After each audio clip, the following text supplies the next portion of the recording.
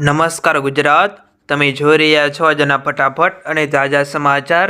તો આગળ સમાચારની વાત કરીએ તો ગુજરાતમાં ફરી એક વખત કમોસમી વરસાદની શક્યતા વ્યક્ત કરવામાં આવી, જેમાં નિષ્ણાત અંબાલાલ પટેલે કહ્યું કે પશ્ચિમી અત્યારે વિક્ષેપણને લઈને તારીખ 27થી 29 જાન્યુઆરી દરમિયાન ગુજરાતના વાતાવરણમાં પલટો આવશે તેમજ ગુજરાતમાં કમોસમી વરસાદ આવી શકે છે।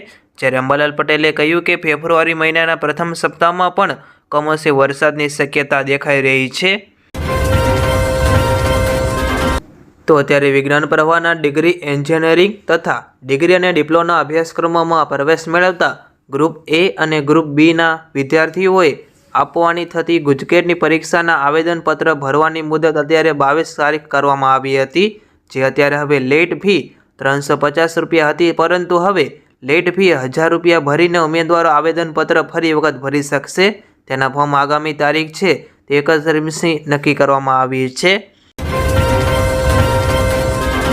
તો પૂર્વ સૈનિકોને લઈને અત્યારે મહત્વનો નિર્ણય લેવામાં આવ્યો, જેમાં અત્યારે સરકારી નોકરી માટે પૂર્વ સૈનિકો નિવૃત્તિના 1 વર્ષ અગાઉ ફોર્મ ભરી શકશે।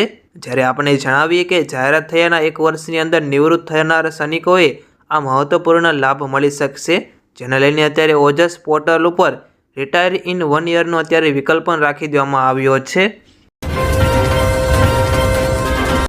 તો આજે 26 જાન્યુઆરી 2024ના રોજ 75મા ગણતંત્ર દિવસની ઉજવણી કરવામાં આવી રહી છે। ત્યારે અત્યારે દર વર્ષે પોલીસને વિશેષ સેવાઓ અને કામગીરીને આધારે મેડલ એનાયત કરવામાં આવી રહ્યા હોય છે, અને આ વખતે પણ ગુજરાત પોલીસના 17 અધિકારી કર્મચારીઓને આજે મેડલ એનાયત કરવામાં આવ્યા હતા, જેમાં અત્યારે 2 પોલીસ અધિકારીઓને પ્રેસિડેન્ટ મેડલ એનાયત કરવામાં આવ્યા હતા અને 15 પોલીસ કર્મચારીઓને વિશિષ્ટ સેવા મેડલ એનાયત કરવામાં આવ્યા હતા।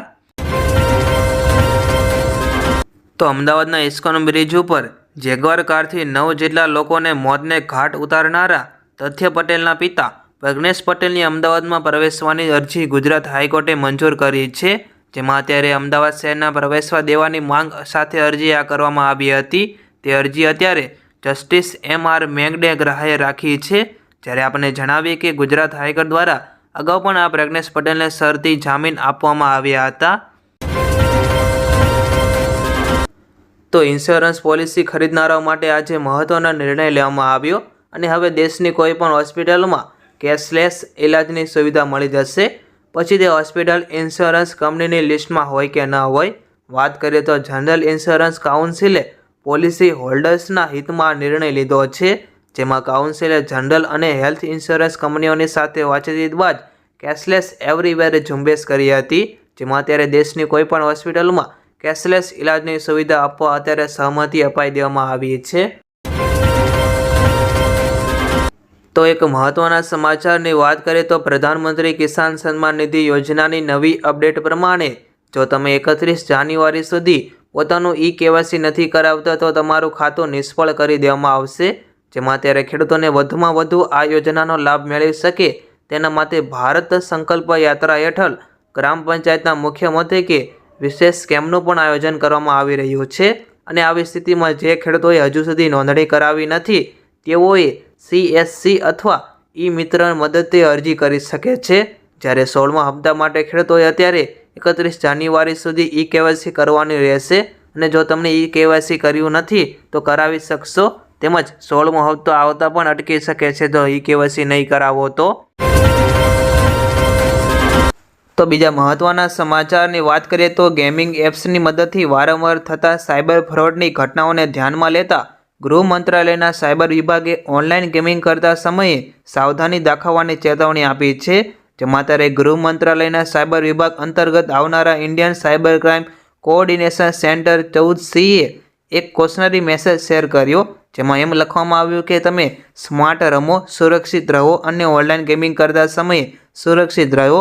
અને આ સિવાય તેમણે ચેતવણી આપતા કહ્યું કે ક્યારેય પણ ગેમમાં મળતા ખાસ ઓફર કે આકર્ષક સબસ્ક્રિપ્શનને તમારે શિકાર ન બનવો। તો સમગ્ર દેશમાં ડુંગળીના ઉત્પાદન માટે ભાવનગર જિલ્લો મહારાષ્ટ્રના નાસિક બાદ બીજા નંબરે આવે છે, જ્યારે હાલ ડુંગળીની આવક તેના મધ્યાહનના સમયે પહોંચી ગઈ, જેમાં અત્યારે ભાવનગર સહિત જિલ્લાના યાર્ડમાં માલનો ભરાવો થવા પામ્યો હતો, અને અત્યારે ભાવનગરના માર્કેટિંગ યાર્ડમાં 2.5 થી 3 લાખ થેલાની આવક થવા પામી હતી। જોકે હાલ માર્કેટિંગ યાર્ડમાં ડુંગળીના ભાવની વાત કરીએ તો 20 કિલોના ડુંગળીના ભાવ 100 રૂપિયાથી લઈને 220 રૂપિયા સુધી જોવા મળી રહ્યા છે, પરંતુ આ ભાવથી ખેડૂતોને કોઈ ફાયદો થતો નથી અને ખેડૂતોને રાતા પાણીએ રોવાનો વારો આવી રહ્યો છે. તમારું શું આ વિશે નિવેદન છે તે કોમેન્ટ કરીને જરૂર જણાવો. તો અત્યારે લોકસભાની ચૂંટણી જેમ જેમ નજીક આવી રહી છે તેમ તેમ નવી જૂનીના એંધાણ જોવા મળી રહ્યા છે અને આ બધા વચ્ચે કોંગ્રેસ નેતાને પોરબંદરના ધારાસભ્ય અર્જુન મોઢવિયા ભાજપમાં જોડાવા હોવાની ચર્ચાઓ જોર પકડ્યો છે.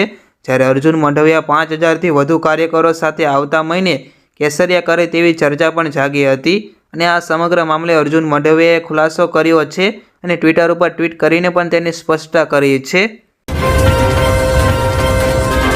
તો જેટીયુ દ્વારા 22મી તારીખે યોજાનારી પરીક્ષા રામ મંદિર પ્રાણ પ્રતિષ્ઠાને કારણે મોકૂફ રાખવામાં આવી હતી અને જે પરીક્ષાઓ અત્યારે હોટલ મેનેજમેન્ટ સેમ 1 અને સેમ 2ની પરીક્ષા હવે તે 30 જાન્યુઆરી લેવામાં આવશે, જ્યારે આર્કિટેક્ચર સેમ 2ની પરીક્ષા 30 જાન્યુઆરી પણ લેવામાં આવશે, તેમજ એન્જિનિયરિંગ સેમ 1 અને 2 અને 4ની પરીક્ષા છે તે 6 ફેબ્રુઆરીએ યોજવામાં આવશે.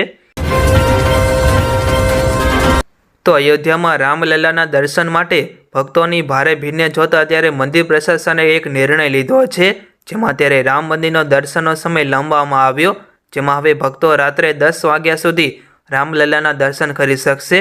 વાસ્તવમાં અત્યારે શ્રી રામલલ્લાની નવી મૂર્તિના અભિષેકના બીજા દિવસે લગભગ 2.5થી 3 લાખ ભક્તોએ ધર્મના દર્શન કર્યા.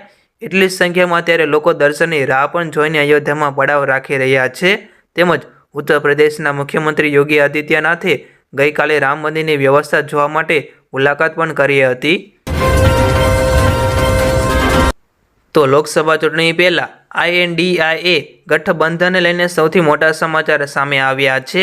વાત આવી છે કે પશ્ચિમ બંગાળના વિપક્ષી INDIA ગઠબંધનનો મોટો ઝટકો આપ્યો, જેમાં અત્યારે પશ્ચિમ બંગાળના મુખ્યમંત્રી અને તૃણમૂલ કોંગ્રેસ એટલે કે TMCના વડા મમતા બેનર્જીએ એકલા ચલોનો નારો નાખ્યો છે, જેમાં મમતા બેનર્જીએ અત્યારે જાહેરાત કરી કે TMC લોકસભા ચૂંટણી પહેલાં એકલા હાથે લડશે. જ્યારે આ મમતાની જાહેરાત સાથે વિપક્ષ INDIA ગઠબંધનના ચિત્ર અને ભવિષ્ય ઉપર સંકટના વાદળો ઘેરાઈ ગયા છે. તો અત્યારે લોકોને વધુ તકલીફ ન પડે તે માટે PM મોદીએ મંત્રીઓને પણ એક આદેશ આપ્યો, જેમાં આજની કેબિનેટની બેઠકમાં PM મોદીએ મંત્રીઓને ઓછામાં ઓછા માર્ચ સુધી અયોધ્યા રામ મંદિરની મુલાકાત ટાળવાની સલાહ આપી છે. તેમજ અત્યારે લોકોને અસુવિધા ન થાય તે માટે વડાપ્રધાને વધુમાં સૂચવ્યું કે ભારે ભીડને કારણે અને પ્રોટોકોલ સાથે VIP દ્વારા લોકોને થતી અસુવિધાને રોકવા માટે કેન્દ્રીય પ્રધાનોને માર્ચમાં અયોધ્યાની તેમની મુલાકાતની યોજના બનાવવી જોઈએ. શું કહેવું છે આ મોદીના નિવેદન ઉપર તે તમે નીચે કોમેન્ટ કરીને જરૂર જણાવો.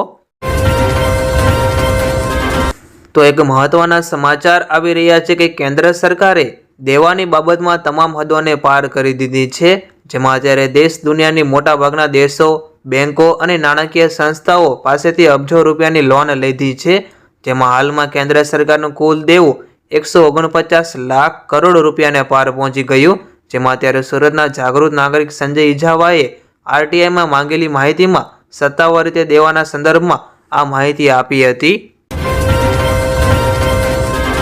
તો સનાતન અર્થવ્યવસ્થાનો એક નવો અધ્યાય દેશની અર્થવ્યવસ્થામાં રામ મંદિરના પવિત્રકરણ સાથે મજબૂત રીતે જોડાયેલો છે અને સમગ્ર દેશમાં તેના ઝડપથી વિસ્તારની ઘણી સંભાવનાઓ છે. જેમાં અત્યારે દેશના વેપારીઓ સંગઠન કોન્ફરન્સ ઓફ ઓલ ઇન્ડિયા ટ્રેડર્સે ગઈકાલે કહ્યું કે એક અંદાજ મુજબ શ્રી રામ મંદિરના કારણે દેશમાં લગભગ 1.25 લાખ કરોડ રૂપિયાનો જંગી વેપાર થયો હતો. આમાં માલ અને સેવાઓ દ્વારા એકલા દિલ્હીમાં લગભગ 25,000 કરોડ રૂપિયા અને ઉત્તર પ્રદેશમાં લગભગ 40,000 કરોડ રૂપિયાનો વેપાર થયો હતો. તો ભગવાન શ્રી રામના અયોધ્યામાં દર્શન કરવા માટે ભક્તોનું અત્યારે ઘોડાપુર જોવા મળી રહ્યું છે, જેમાં અત્યારે પ્રાણ પ્રતિષ્ઠાના પહેલા દિવસે 3 લાખથી વધુ ભક્તોએ રામલલ્લાના દર્શન કર્યા હતા અને એક તબક્કે તો ભીડ એટલી બેકાબૂ થઈ ગઈ હતી કે બેરીકોડ પણ તોડી નાખ્યું હતું અને પોલીસને લાઠીઓ મારીને આ કાબૂમાં લેવા પડ્યા હતા. જો તમને જણાવીએ કે આગામી દિવસોમાં રામલલ્લાના મંદિરમાં ઘણી ભીડ જોવા મળશે, માટે તમારે રામલલ્લાના દર્શન કરવા જવું હોય તો 2-3 મહિના રાહ જુઓ, પછીના તમે દર્શન કરવા જઈ શકો છો, જે તમે શાંતિથી ભગવાન શ્રી રામના દર્શન કરી શકશો.